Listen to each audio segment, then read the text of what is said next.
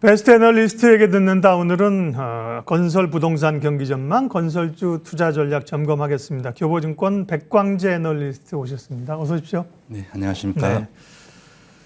그 신정부 들어서면서 사실은 굉장히 기대했던 섹터가 건설주였잖아요. 그런데 반짝했다가 시장 영향도 있긴 하지만 상대적으로 또 약합니다. 건설주가 최근에 이렇게 부진한 이유는 어디에 있는 걸까요? 네, 일단 이번 정부의 수혜주의는 분명한 것 같습니다. 이번 정부의 기제가 공급 확대와 규제 완화이기 때문에 그 수혜주의인 것은 분명하지만 그런 부분의 수혜는 좀 장기적인 부분이고요. 일단 현실적인 주가로 돌아왔을 때는 최근 인플레이션과 금리 인상에 따른 유동성 축소 이런 부분들의 직접적인 영향을 받고 있기 때문에 최근 급락은 어쩔 수가 없었던 부분이다라고 생각을 하고 있습니다. 기본적으로 정책주라고 하는 게 이제 기대감이잖아요, 그죠? 네네, 맞습니다. 기대감이 올랐다가 그게 실적이 반영되기까지는 시간이 걸리고 바로 주변 상황이 좋아서 실적으로 반영되면 힘있게 갈 수 있을 텐데 주변 여건은 좋지 않고요. 무엇보다도 이제 부동산 경기도 좀 주춤거리고 있고 원자재 가격 상승 때문에 여기저기서 어려움을 많이 겪고 있습니다. 1분기 실적이 대체로 부진하게 나왔나요? 2분기 실적 시즌을 앞두고 있어서요. 실적 좀 체크해 주세요. 네, 일단 1분기 실적 같은 경우에는 원자재 가격 상승 영향으로 이제 전년 대비해서 대략 부분별로 한 1에서 2% 정도의 그 마진율 악화가 있었었는데요. 일단 2분기에도 일단 그 원자재 가격 상승 부분이 해결된 부분이 없기 때문에 1분기와 비슷하거나 조금 더 악화된 그런 정도의 수준을 기록할 것이다라고 판단을 하고 있습니다. 다만 현재 이제 국내 시장에서 일어나고 있는 그 원자재 가격 상승이 그 중국의 수출 제한에 영향이 크다라고 판단을 하고 있는데 일단 4월, 5월에 들어서 중국 쪽에서의 채광 제품이라든지 건자재 가격들의 하락이 보여지고 있고 그런 부분들이 국내 시장에 영향을 미치기 위해서는 한 8월, 9월 정도면 국내의 원가도 이제 안정될 가능성이 높기 때문에 그 3분기부터는 마진이 좀 정상화될 가능성이 높다라고 판단을 하고 있습니다. 1분기보다도 2분기가 이제 비용에 대한 부담들을 좀 안고 있는 그런 시기인 거죠? 네, 맞습니다. 네, 2분기가요.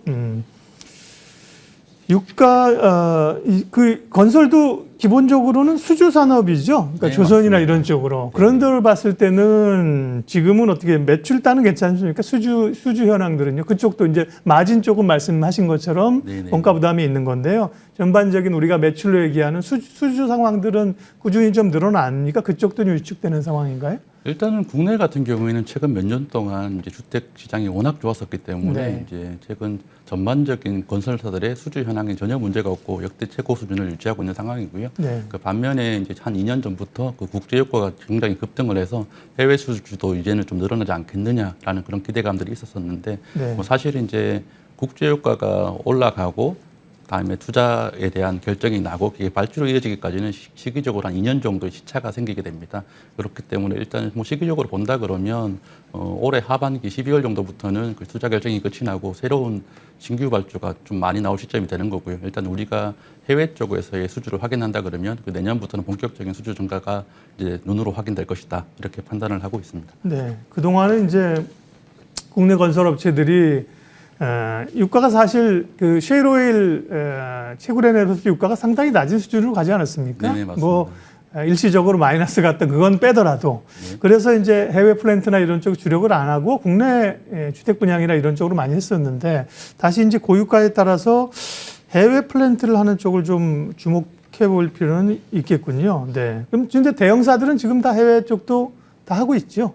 네, 최근에는 최근 몇 년 동안은 해외에서 큰 성과를 내지는 못하고 있습니다만 어쨌든 개별적으로는 해외에서의 조 단위 이상의 메가 프로젝트들을 수주하는 건들도 좀 많이 보이고 있고 이제 사실 올 4분기부터는 좀 본격적으로 그 양쪽으로는 좀 크게 확대가 될 것으로 판단을 하고 있습니다.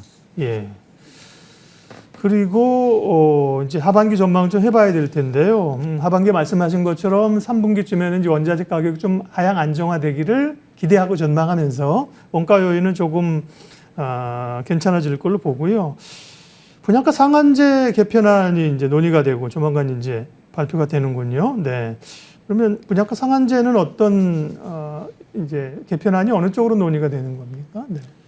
기존에는 이제 2년 전에 그 민간 분양가 상한제를 시행을 하게 되면서 일단 조정 지역 같은 경우에는 주변 시세의 대략 한 60에서 70% 언더로 이제 분양가가 실행이 됐었는데 네. 이번에 분양가 상한제가 개편이 된다면 일단 주변 시세의 대략 한 70에서 80% 정도로 좀 확대되지 않을까 이렇게 전망을 하고 있고요. 네. 뭐 그런 부분에 추가를 해서 최근에 이제 수도권들의 그 기존 주택들의 가격이 조금 하락 안정화를 보이고 있는데 뭐 일단 뭐 조정 지역이 조금 풀리게 된다 그러면 그 분양가 상한제 여파와 상관없이 조금은 또 민간 기업들의 분양가에서 자율성을 보일 수 있지 않을까 네, 이렇게 전망을 하고 있습니다. 건설업체들에게는 좋은 얘기네요, 그죠? 네, 맞습니다. 묶여있던 분양가들을 조금이나 풀어주게 되면 가격에 이제 전가시킬 수 있을 테니까요.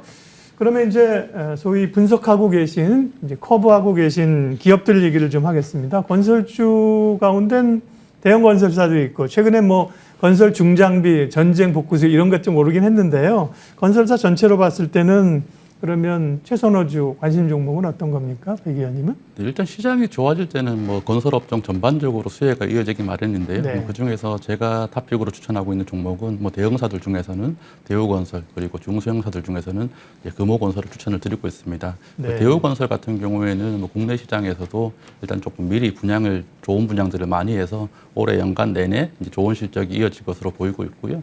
뭐 그리고 특히나 해외에서도 특히 새롭게 열리고 있는 그 LNG 시장에서의 성과를 보여주고 있는 상황이라 이제 조금 드물게 토목, 플랜트, 주택 등 이제 전 분야에 대해서 좋은 실적이 기대되고 있는 그런 상황이고요.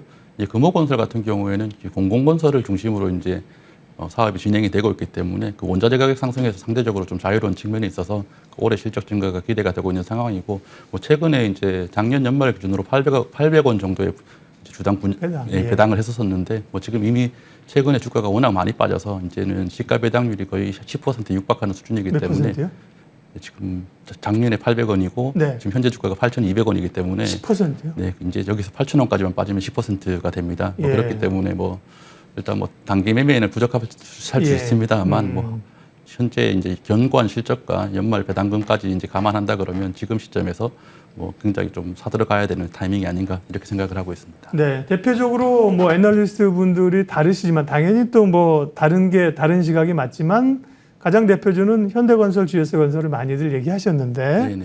백강재 위원은 대우건설을 말씀을 하셨습니다. 대우건설이 지금 새 주인이 이제 찾아진 거죠. 네, 맞습니다. 그러면서 뭐 그때 뭐 이름을 같이 쓰냐 뭐 그러는데 그런 것들도 좀 이제 대우건설 입장에서는 리스크가 사라지고 견조한 건가요? 네. 네, 그런 부분들 때문에 기존의 지배구조 리스크들은 좀 많이 줄었다라고 볼 수가 예. 있고요. 특히나 좀 고무적인 부분은 이제 최근 몇 년 동안 대우건설이 이제 이익 기조를 유지를 하면서 네.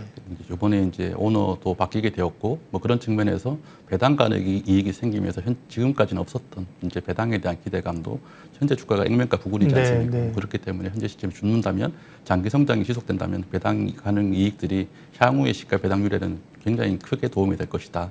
네, 이렇게 전망하고 있기 때문에 네. 대우건설 추천드리고 있습니다. 예, 건설주 가운데 대형사 가운데는 대우건설, 그 다음에 약간 중형, 네.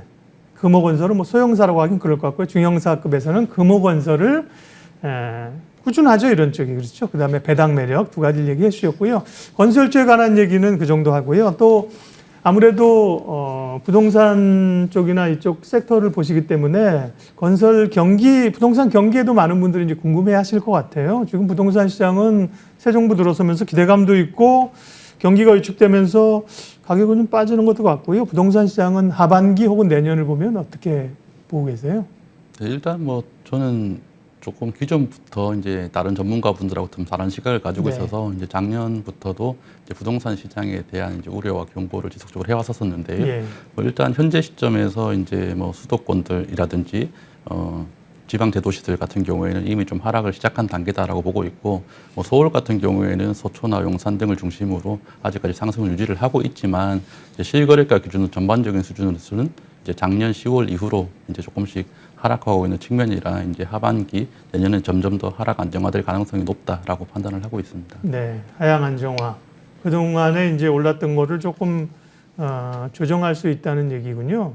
네, 맞습니다. 그러면 뭐 이 서울 수도권은 견조하고 지방이 그렇게 밀리게 되는 건가요? 아니면 핵심 지역을 빼고는 서울 이제 수도권들도 좀 밀린다고 봐야 되나요? 일단 서울과 수도권을 포함한 이제 전국 전 지역들이 이제 조정 국면으로 접어들 가능성이 높다라고 판단을 하고 있고, 네. 뭐 이제 그 부분에 대해서 가장 큰 이유는 일단 기본적으로 금리 인상 부분이 되겠고요. 이제 금리 인상에 따른 그 수요 감소와 일단 뭐 이전에 이제 주택 가격 상승의 가장 큰 논리였던 공급 부족이 이제는 완전히 해소가 돼서 이제 올해 연말부터는 이제 공급 과잉 국면으로 이제 접어들게 된다. 뭐 이런 부분들 때문에 이제 올 하반기부터 시작해서 이제 최소 내년까지는 조금 하락하지 않을까. 하락입니까? 그 급격한 하락은 아니고 조정 정도로 보시는 건가요? 올해 이제 연말까지는 조정 정도로 보고 있고요. 네. 내년부터는 조금 본격적인 하락 국면으로 접어들 것이다. 네, 이렇게 판단을 하고 있습니다. 아, 예.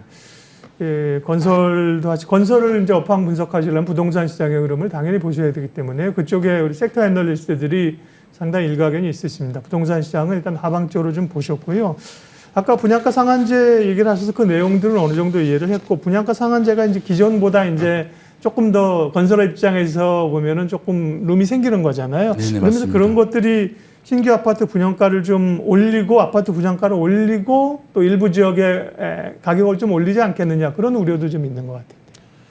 네, 일단은 뭐 지금 현재 시점에서는 그 분양가를 올린다라고 하더라도 기존의 구축 시세보다도 굉장히 좀 경쟁력이 있는 상황이기 때문에 그 최근 뭐 금리 대출 부담들 때문에 경쟁률 자체가 좀 축소가 된다라고 하더라도 아직까지 이제 완판에는 큰 문제가 없는 시장이다라고 생각을 하고 있고요. 네. 그 시장에서 그 부동산과 건설에서 좀 대표적으로 오해를 하는 부분 중 하나가 네. 좀 싸게 분양해서 초기 완판하는 게 건설사에게 더 좋지 않겠느냐라고 이제 생각하는 부분들이 있는데 네. 그 건설사 입장에서는 그 분양 자체가 완공 시점쯤에까지만 다 되면 되는 부분이거든요. 그렇기 때문에 좀 적절한 분양가를 통해서 이제 1대1로 분양이 되는 정도 수준, 뭐 그 정도가 이제 건설사의 입장에서는 최대 이익을 누리는 부분이기 때문에 그 청약 시장이 조금 다소 위축이 된다라고 하더라도 이제 건설사 이익에는 오히려 좀 더 좋아지는 구간이 뭐 일시적으로는 생길 수가 있다라고 보시면 될 것 같습니다. 네. 그리고 이제 많은 분들이 실제로 주택을 구입해서 최근에 이제 어려움을 겪고 있는 이제 소위 영끌했던 젊은 층도 있고,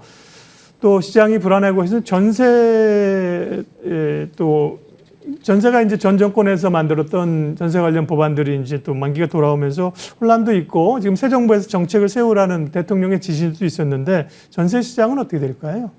일단은 그러니까 이제 그 임대차 3법 이후로 이제 2년이 다가오면서 예. 올해 7, 8월이 되면 그 전세 가격이 급등할 것이다라는 예상들이 좀 많이 있는데요. 네. 뭐 최근 2년 동안에 실제로 이제 수도권 전반적으로 공급이 확대가 되면서 이제 전세든 매매든 매물 자체가 좀 굉장히 많이 늘어난 상황입니다. 뭐 그런 상황이기 때문에 물론 뭐 금리 인상에 따른 부담들이 그 임대인이나 임차인 모두에게 적용이 되고, 뭐 일부 임차인들 같은 경우에는 조금 어려움을 겪으면서 뭐 하급지로 빠져야 되는 그런 상황이 발생을 할 수도 있겠습니다만, 그 2년 전 상황하고는 좀 많이 다르다고 생각이 되고 있어서 이제 올 여름 전세 시기에는 조금 그냥 무난하게 넘어갈 것으로 판단을 하고 있고요.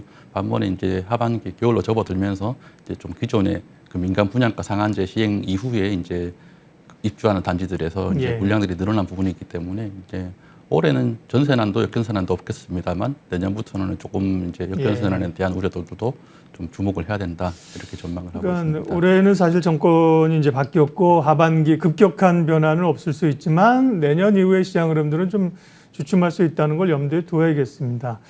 오늘 건설 부동산 경기였는데요. 뒷부분에 이제 부동산 경기나 전세 시장 얘기는 사실 보너스였고요.